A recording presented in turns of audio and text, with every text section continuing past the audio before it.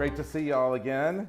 So we just wanted to come and arm you guys with some good information. You know, the election was nuts. Everyone was nuts about the election, but it's over now. And guess what? Well, we're still back to work. You know, kids are still going to school. You know, it's still a normal.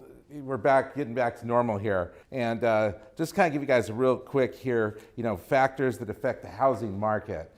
Basically, it's jobs, supply and demand, and local versus regional market, and the tax laws. And this all has an impact on housing. And all of them have been nuts. So it's just no wonder people are a little bit, you know, shocked right now, or a little bit stunned, and they're just not doing they're not doing a whole lot. They just want to, when there's uncertainty, people get frozen. They just freeze, and they just, you know, don't take action. So that's what's been happening. Interest rates also affect, you know, the housing. You know, interest rates have gone up. Mortgage rates have gone up in the last, you know, year or two. We're 30-year fixed right now is over 5%.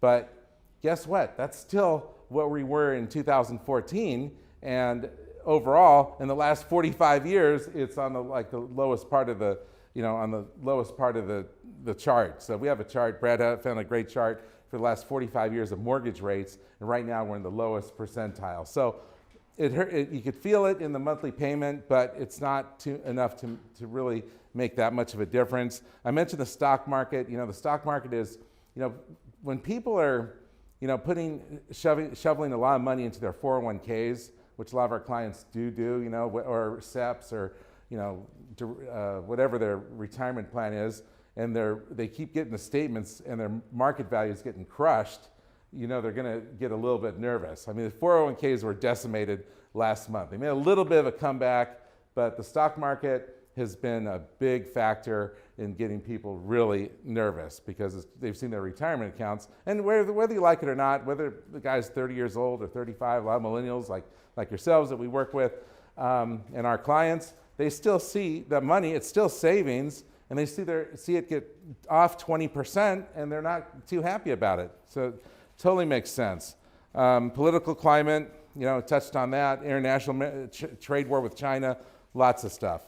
Overall, though, the last 7 years, the East Side, just to speak on the East Side, it's been a juggernaut. It's just been an unstoppable force. I mean, Highland Park has probably gone up in the last 7 years, what, about 100%? 110%. Some of these areas have doubled. So in any market, keep in mind it's a market. If things slow down or don't go up as fast, it doesn't mean that it causes pandemonium, you know? So don't be worried about that. The East Side is a little bit insulated because of the job market. You got Hollywood, you got downtown, you got a huge law firm base in downtown that's purchasing on the East Side, and then most of our clients, and probably you guys too, is entertainment space people that are, you know, purchasing over here on the East Side, or, you know, Los Feliz, Silver Lake. So, you know, we got entertainment influence, we got commercial development, low inventory, and then rental rates. How about rental rates? You guys, what does it cost? How much does it have to pay to rent a decent 2-bedroom, 2-bathroom house? In, say, Highland Park. You manage property. How much? Yeah, 2,000. 2,000. Probably on the low end, right? I just sold a 500 square foot 1-bedroom in Echo Park, just opening up in December. 2,500. 1 bedroom. 1 bedroom. How many square feet? 500 square feet. Crazy. And so, you know, keep in mind, you know, when they pay that, whether the $2,000 or the $3,000 per month, that's money thrown away. You know, if you pay $3,000 or $3,500 for a mortgage, at least you're still getting tax deductions. You get mortgage interest deductions. The real estate taxes with the new tax law is limited, but you still get something. And it's just and keep in mind, the best thing, guys, that they didn't change with the new tax law, although they did try, and I was calling like crazy our congressman to put my 2 cents in. They didn't change the sale on home. So, you know, if someone sells a house, and if they've lived in it 2 out of the most recent 5 years, it's tax-free to the extent of $250,000 on single and $500,000 for married filing joint. So that's tax-free money. That's the only loophole in the tax code is for primary residence on the sale, that you can exclude the gain. They did not take that away with the new, although they did try. So that stayed intact. That means that people, they've made all this money, they can go sell it, go buy something else. This shouldn't be confused with the 1031 exchanges, which is a whole separate, that's for investment property. I'm talking owner-occupied primary residence. 200, that's still intact. So that's good. Now, what's happening now? You got, like I said, we have I touched on this earlier, we got slower sales in the suburbs, such as Santa Clarita, Simi Valley, Thousand Oaks. But a lot of the areas like outside, that are out 30 minutes or 45 minutes, those areas have softened. And again, like I said, we're seeing it a little bit in here. There's a lot of we have probably right now over 100 clients in our database that have been, some of them are your clients. You guys, they're pre-approved, they're ready to go. We've already got their documents, they're ready to write offers, but they're kind of meandering on the fence and this and that, and we're trying to tell them that, hey, the election, now we could at least check one thing off the checklist, right? The election's over, and then have to worry about the election like the world was going to end. Okay, we're still here. People are still going to work, still smog and cars on the freeway. But I don't know, that's what we're seeing. You guys who here's seen a little bit of, resistance from buyers, being a little bit more weary or wanting to wait, or you guys seeing that too? Yes. What are some of the objections you're getting, Michael, for? That values are just going down, so why buy now, wait till it goes down. It'll execute. Yeah, see, I mean, I'm glad you brought that up, because I mean, values haven't gone down, that's the thing, and it's just stuff that the market will adjust to the market. The market doesn't care about psychology, it doesn't care about how you feel today or how you felt yesterday. The market's the market. There's a bunch of willing buyers and sellers are gonna pay, just because if the sellers are being unrealistic, in any market, they're not gonna get their price. They have to be reasonable to an extent. But keep in mind, guys, that the crash you guys are kind of too young to remember, but back when we had the crash in 2006, 7, 8, keep in mind that back then it was a very fickle thing. I mean, we were doing 100% financing. No one had any skin in the game. It was yeah, sure, I'll take the house. Oh, you work at Starbucks? Oh, good, you got a Pulse. Okay, you got the loan.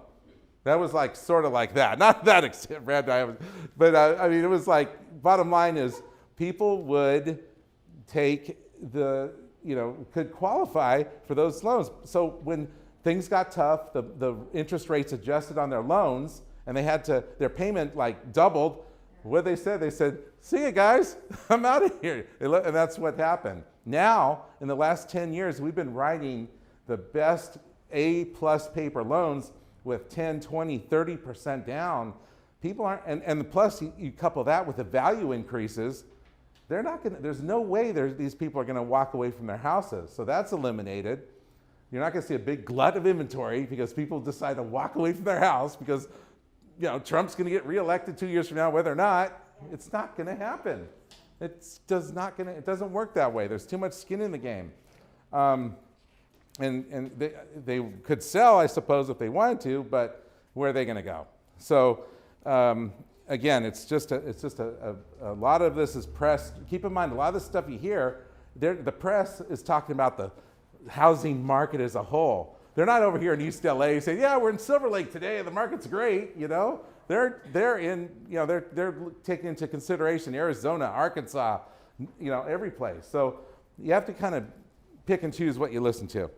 So again, one word is uncertainty. That's what's caused a little bit of this. Rising mortgage rates, however low historically speaking, stock market correction, unstable political environment. That's kind of going to work itself out. If you listen to Trump on yesterday, he was saying how willing he is to work with the Democrats and this and that, and who knows what's going to happen. I don't know. Maybe he'll be thrown out of there, maybe not. It doesn't matter. We're here in East Side LA, we're going to do business, and we're going to be fine. Now, as you notice, the trend is downward. That's the price of the bond. Okay, so the interest rates work inversely. So if the market is going down, like it has been since this goes back 18 months, I want to show it to you guys. You can see that red line, the downward slope, and we're still going down. That means interest rates have gone up significantly. That's a pretty steep drop in a relatively short amount of time, which has resulted in about a 1.5, what'd you say, Brad, about 1.5% increase in mortgage rates? Almost that. Okay, still not the end of the world. Okay, it's still low. I mean, that was a sugar high that we had back when the rates were 3.5 or 3.75%, when the Federal Reserve is pumping $10 billion a month into the mortgage-backed security market. That's over. So now we're still on the low end of interest rates. So people that wait, Michael, they were saying, that want to wait, they're going to wait for higher interest rates. Tell them, oh, good, okay, you want your mortgage payment to be 30% higher than it would be if you bought today.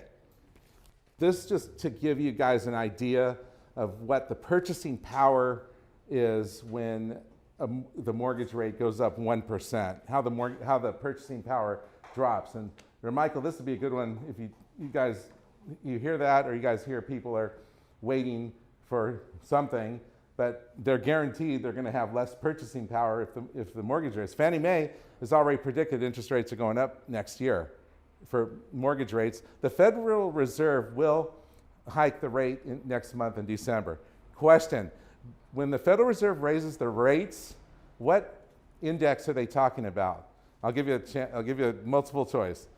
Treasury, Treasury bill rate, federal funds rate, mortgage rates. Make it easy, one of the three. 33% chance. Mortgage? Mortgage? Mortgage? Mortgage? I didn't hear the question. Okay, when the Federal Reserve, when they always say, oh, the Fed's going to raise the rates, the Federal is going to raise the rates. What does that mean? Are they going to raise what? Interest rates, but what interest rate? Is it the federal funds rate, the Treasury the T-bill rate, or the mortgage rates? Which one are they talking about? The loan. I'll give you a hint. The rate they're talking about is the rate at which the Federal Reserve lends money to member banks like Chase or Bank of America or whoever the big banks are. Yeah, federal funds rate, not mortgage rates. So here's the moral of the story.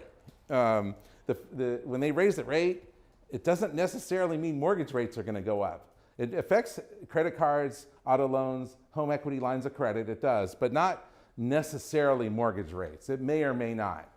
Sometimes it does. Do you want to elaborate on that at all? No, that's a very good point, because it is a common misperception that people think when the mainstream news talks about raising rates, they're talking about mortgage rates. It's a complete misperception. So those of you that thought that, you're in the vast majority. Your clients think that.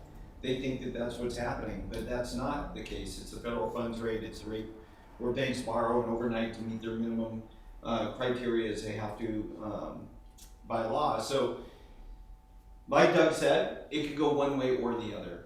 The reality is, Romico, if your clients are waiting, they're going to wind up with a higher interest rate, right? Because we are on a trend where rates are going up. What we like to say, I'll just add one more thing to that, is there's less than 2% of people that buy a home, get into a 30-year mortgage, and don't get out of that for 30 years and pay off their property, less than 2%. What happens? They refinance, they sell the property, they get divorced, they file bankruptcy. There's all sorts of reasons they don't keep that same loan. So it's a short-term thing. The next cycle for rates could be 2 years from now, it could be 4 years, it could be 5 years, it could be 6 months before rates come down, but eventually they will come down. So what somebody really needs to think about when you're talking to your clients and you're trying to get them off the fence is, can you afford it now? Is it better than renting? And are you going to be happier in this, in the house that you purchased? Because that loan should be dictating whether you do this right now or you do it later. Make sense? Yeah. Thanks, Brad. And just elaborate what Brad said about the trend. You know, look at this chart. Look, this is a picture's worth 1,000 words. My best friend is a portfolio manager, and he always uses the phrase, "The trend is your friend." Okay. Now, anyway, look at this. Tell me what the trend is. Is this an upward trend or a downward trend? Downward, exactly. So that means mortgage rates are going up on a downward trend. So you just said pictures worth 1,000 years. Said, well, there's not any evidence from a technical perspective that mortgage rates are going to drop. You're in an increasing interest rate environment, as Brad said. So they wait, they pay higher rates. How much higher? Where will rates go? I don't know. I could see us dealing with 6.5% 30-year fixed rates in the next 12 to 18 months. We're about, what, 5.25 now? A little less than that. 5? 5%. Okay, so about 1.5%. I can see it happening. It's possible. Okay, so anyway, and then back to this schedule here. 1 and 2 and 3 and 4 are two separate scenarios. Basically, what we're saying is for a 1% increase in rates, this guy at a 750 purchase, his purchasing power would drop to 685.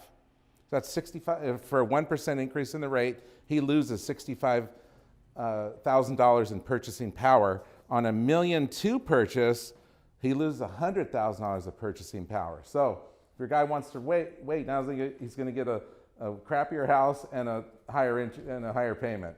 That's the true cost of waiting.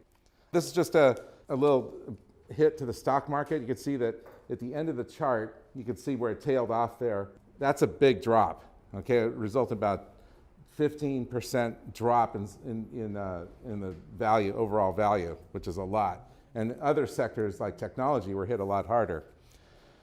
All right, now let's talk about some fun stuff. This is my favorite part of the presentation. More about the East Side. Can you tell I love the East Side? By the way, my parents were high school sweethearts over at Marshall High School. So I'm like real McCoy East Side, okay? Born and raised, all right? So Netflix, we've been doing business with a lot of Netflix employees lately. They have their Sunset campus in Hollywood. They have a huge spot now, and they leased a whole building practically right across the street, which is, I believe, is the old Channel 5 building. And this building, guys, is going to be so state of the art. It's not even done yet. They're redoing it. They're going to have like docks for drone delivery in the future. This drones will be, coming and dropping shit off. I don't know. Amazon, the guy that just came, the Amazon guy, he ain't gonna be doing that. It's me, the drone, doing it over there.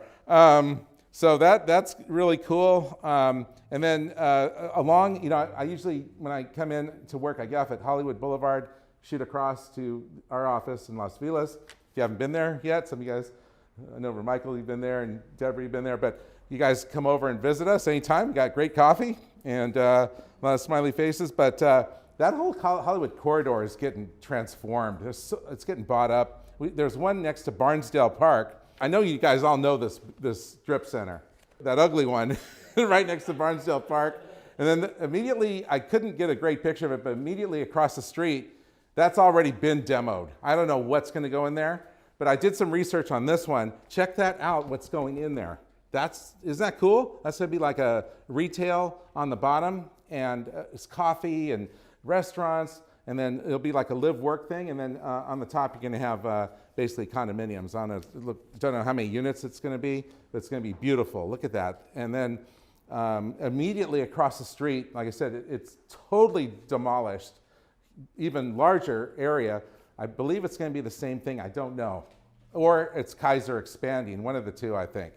So lots of stuff happening. These builders, when I started in the business, I started with a developer, and these guys have in-house research departments, economists. These guys know what they're doing. They're not going to go fork over. That land sold for $10 million.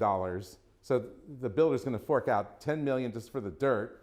Then he's got to pay all the permits, soft costs, and construction costs. So this is a big money project. So again, we're dealing with low inventory. The other thing I wanted to mention to you is that, and you guys see it too, a lot of East Coasters are moving in here. I talk to people from New York, Boston, all the time. You know, they're coming in. Our team is just constantly, you know, and some of them are already here. I just know when I see a 917 or a 646 area code on my phone, it's you know, I know you just memorize them, that they're clients and that they're coming to sunny LA. They're over the cold. I get it. So that's going to push push demand, and again, we're still in a low mortgage rate environment. And speaking of which, you know, or Michael, you may want to show your clients this, and I can give you a bigger printout of this, or Janet can send it to you. You know, despite all this stuff, they're still predicting a 7% increase in values next year. And this is in Los Angeles. So I don't see a crash coming. I do see higher mortgage rates coming. Tax laws are wonderful that they're still there. And whether you're purchasing a home or selling a home, and that goes for investment properties too. And there's just a lot of good stuff still happening. So any market's going to come off a little bit. It's not going to be the double-digit increase every single year, like any market. That wouldn't be a good thing. But hey, long term, now you guys have some ammo to arm yourselves with when you go out there. So that's all I had today. And then we'll take, Brad and I are happy to take some questions. Thanks so much for having us today. I really appreciate it. Summer, thank you so much.